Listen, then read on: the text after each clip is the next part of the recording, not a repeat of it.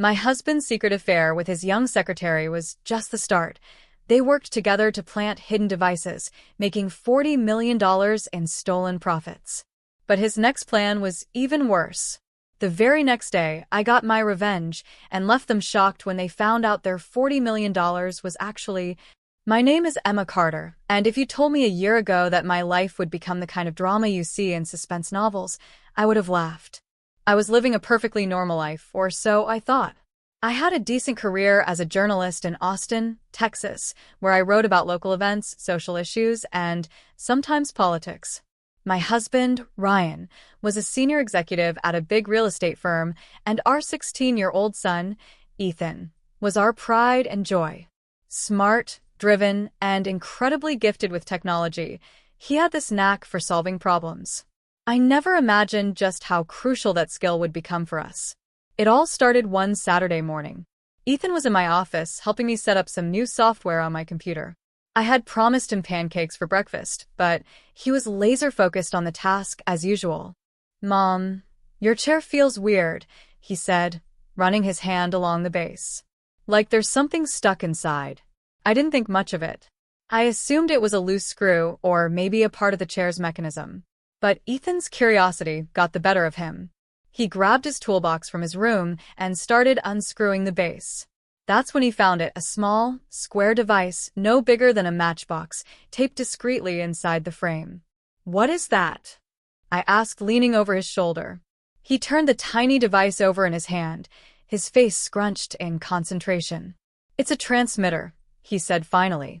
"Looks like it's meant to record audio and maybe track your location." I laughed nervously. Sure, it had to be some kind of mistake. Maybe it's from when this chair was in the newsroom. It's probably old and broken. But Ethan wasn't convinced. He plugged the device into his laptop and started running some programs to figure out what it was doing. What he found changed everything. The device wasn't broken. It was very much active. It had been recording my conversations and even logging my location for months. Ethan showed me how it was transmitting data to an untraceable network. My heart sank as I realized that someone close enough to access my office, had planted it. My first instinct was to panic. Who would do this? And why? Ryan's name didn't even cross my mind at first. He was my husband of 15 years, the person I had trusted with everything. He was always busy with work, but I'd chalked that up to his high-pressure job. Never once did I suspect him of anything sinister. Ethan, however, was more practical. "We need to figure out where this data is going," he said. "If this thing has been in here for months, someone's been watching you, Mom." I called Megan, my best friend from college and a cybersecurity expert. When I explained what we'd found, her reaction was immediate. "Emma, this isn't a prank. Someone is targeting you. Bring me everything, and I'll help you trace it." The three of us, Megan, Ethan, and I, spent hours analyzing the data. What we found left me feeling sick. The device was connected to a private network tied to Ryan's firm. It wasn't just tracking me. It was part of a larger system used to monitor high-profile individuals across the city. The data was being used to manipulate property deals. Megan showed me the patterns. Influential property owners were coerced into selling their assets at ridiculously low prices. The firm would then flip those properties for tens of millions of dollars in profit. Ethan was the first to ask the question I was too afraid to voice. "Mom, do you think Dad knows about this?" I wanted to dismiss it, to defend Ryan. But the deeper we dug, the harder it became to ignore the truth. There were links between the network and Ryan's work email. He had signed off on the installation of surveillance devices in properties he managed. My husband wasn't just aware of this scheme. He was part of it. I couldn't bring myself to confront him immediately. I needed to know more. Megan suggested we look for similar devices in our house. We started in Ryan's home office, where Ethan found 2 more transmitters, one in his desk drawer and another in the light fixture. Each device confirmed what I was dreading. Ryan had been monitoring not just me, but our entire family. That night, I lay awake in bed, my mind spinning. Ryan slept beside me, his face calm, as if he weren't hiding a dark secret. I felt like a stranger in my own home. How long had he been doing this? Why? And, most importantly, what was he planning to do with all this information? The next morning, Ryan left for work as usual, kissing me on the cheek and saying, "Love you," like he always did. I forced a smile, my stomach in knots. Once he was gone, I turned to Ethan. "We're not letting this slide," I said. "But we need to be careful. If your dad is involved in something illegal, there's no telling how far he'll go to protect it." Ethan nodded, his eyes full of determination. "Then let's take him down." It was the first time I realized how much Ethan had grown. He wasn't just my son anymore. He was my ally. And, together, we were going to uncover the truth, no matter what it took. After Ethan and I decided to uncover the truth, there was no turning back.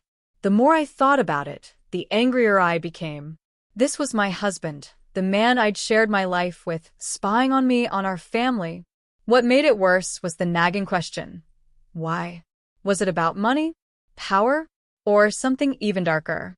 The first step was to gather more proof.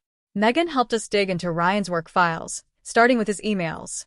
Ethan was surprisingly adept at bypassing the security measures on Ryan's devices. "Dad's passwords are too simple," he muttered one evening, his fingers flying over the keyboard.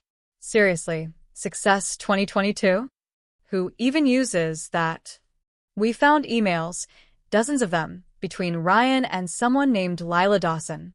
At first, they seemed like routine exchanges about work projects, but Megan spotted the red flags. "Look at the timestamps," she pointed out. "These aren't just work emails. They're coded messages. He's coordinating something." Ethan leaned closer. "And this Lila person, she's involved. Look at this attachment." It was a spreadsheet listing properties Ryan's firm had recently acquired, all with purchase prices far below their market value. Beside each one was a projected profit. The total was staggering, $40 million. My heart sank. This wasn't just a side hustle. This was a full-blown scheme. But the real blow came when we found a folder labeled custody case. My blood ran cold as I opened it. Inside were fabricated reports claiming I was emotionally unstable, along with audio files that had been edited to make me sound unfit as a mother. There were even surveillance photos of Ethan and me, taken without our knowledge. I sat back, shaking. "He's planning to take Ethan away from me?" Ethan, sitting beside me, clenched his fists. "No way. He doesn't get to do this." Megan put a reassuring hand on my shoulder. "This is serious, Emma. If Ryan's willing to go this far, he's not just protecting his scheme. He's eliminating threats, starting with you. We needed more help." That's when I thought of Jack Thornton, a retired detective I'd worked with on a story years ago. Jack had a reputation for being tough but fair, and he knew how to operate in the gray areas of the law. I called him that night, explaining everything. "Emma, this sounds bad," he said, his gravelly voice steady. "If he's involved in something this big, you can't confront him directly. We need to gather solid evidence and hit him where it hurts." Jack agreed to meet us at his office the next day. It was a dingy little place above a diner, with mismatched furniture and a faint smell of old coffee. But Jack's expertise was undeniable. He went through everything we'd uncovered, piecing together the puzzle like the seasoned investigator he was. "This Lila Dawson," he said, tapping her name on the printout. "She's a weak link. People like her don't stay quiet forever. If we can find her, she might be willing to talk." It didn't take long to track her down. Lila worked late hours at the firm, often alone in her office. I decided to approach her myself, against Jack's advice. "You're too close to this," he warned. "Let me handle it." But I couldn't sit back anymore. I waited outside her office one evening, my heart pounding. When she finally stepped out, I intercepted her in the hallway. "Lila," I said, keeping my voice low. "We need to talk. It's about Ryan." Her face paled. "I don't know what you're talking about," she stammered, glancing around nervously. "Yes, you do," I pressed. "I know about the properties, the surveillance, the blackmail. I know everything." Lila froze, her eyes wide. I can't," she whispered. "They'll come after me. After my family." "Who?" I asked, stepping closer. "Ryan? The firm? Tell me what you're afraid of."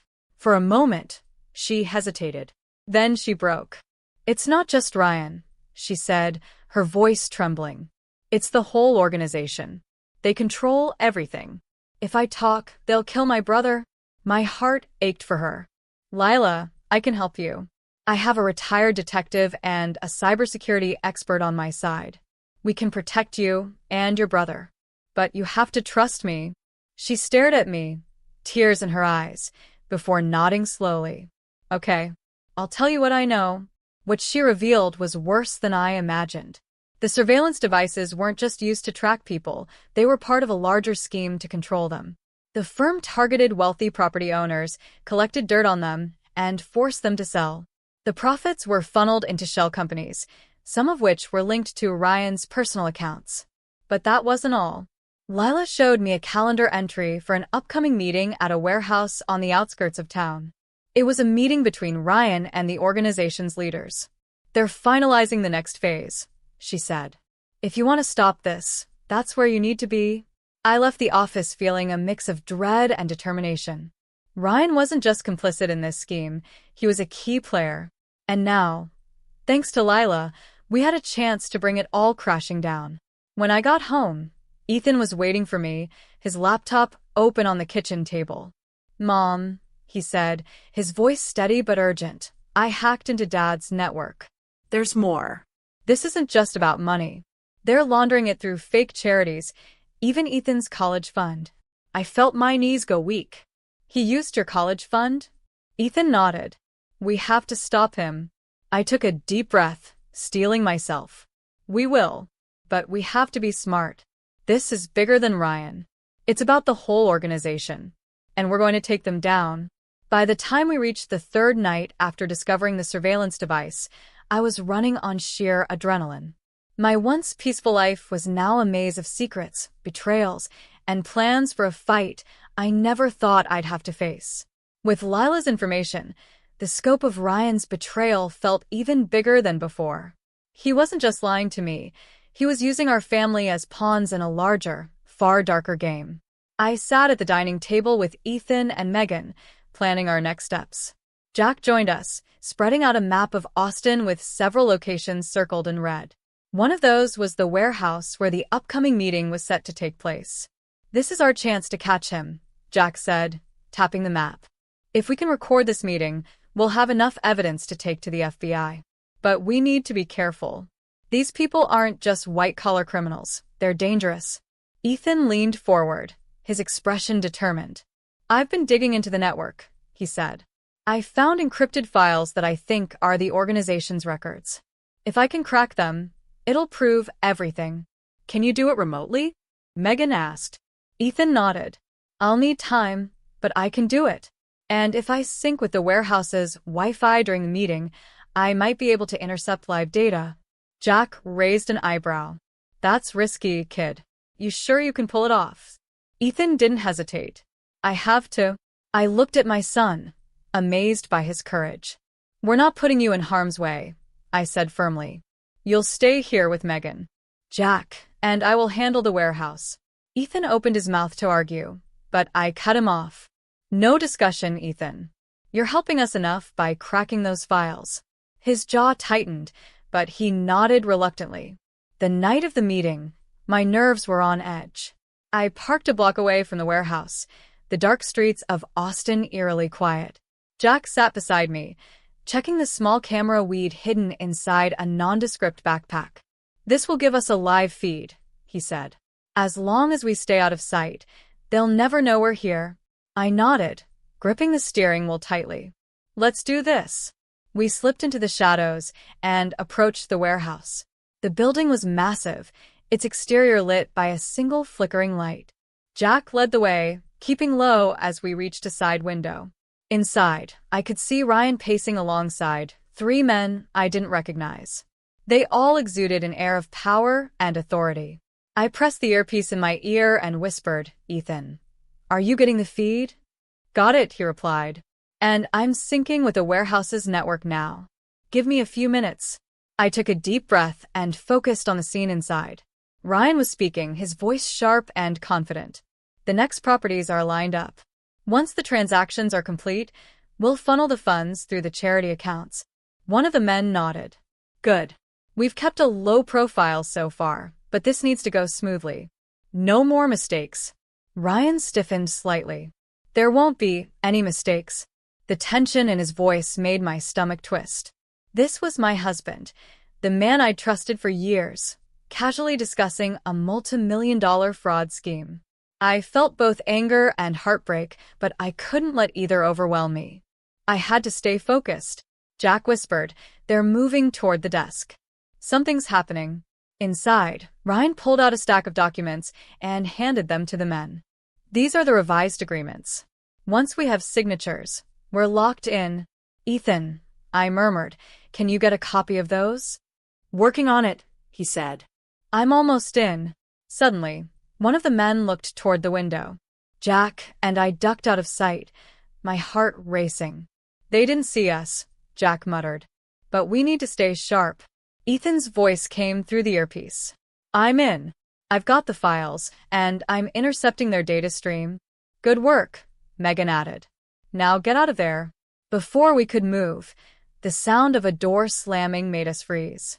I peeked through the window and saw Ryan answering his phone. His expression darkened. "What do you mean there's a breach?" he snapped. Jack and I exchanged panicked glances. "They've detected me," Ethan said, his voice tense. "I'm locking them out, but I need a few more seconds." "Finish it fast," I whispered. "We're running out of time." Ryan hung up the phone and turned to the men. "We have a problem," he said. "Someone's accessing the network." One of the men pulled out a gun. "If this is a setup, Carter, you're done." My blood ran cold. The situation was spiraling out of control, and I had no idea how we were going to get out of it. I've always thought of myself as calm under pressure.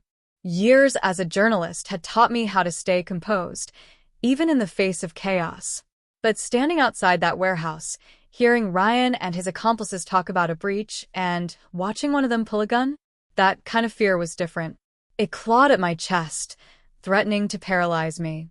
Jack motioned for us to move back, his eyes sharp. "We can't stay here. They're on edge. If they spot us, we're done." I nodded, but my feet felt heavy. Ryan was in there, tangled in something far worse than I'd ever imagined. A part of me still hoped he might snap out of it, admit his mistakes, and try to fix them. But seeing how far he'd gone, the lies, the surveillance, the fake custody case, it was clear that wasn't going to happen.